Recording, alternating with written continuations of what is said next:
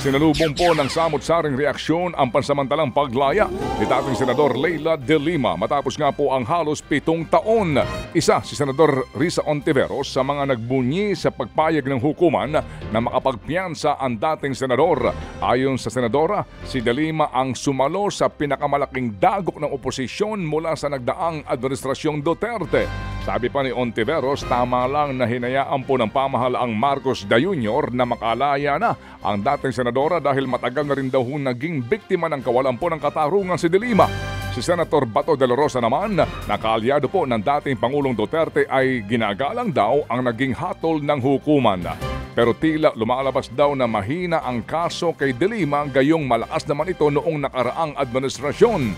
Sabi naman ni Senator Grace Poe, matagal na pong panahon ang 7 taong pagkakakulong. Mayaman man daw o mahirap ay hindi tama na magtagal sa kulungan ang isang tao nang dahil lamang sa mabagal na proseso ng ating batas.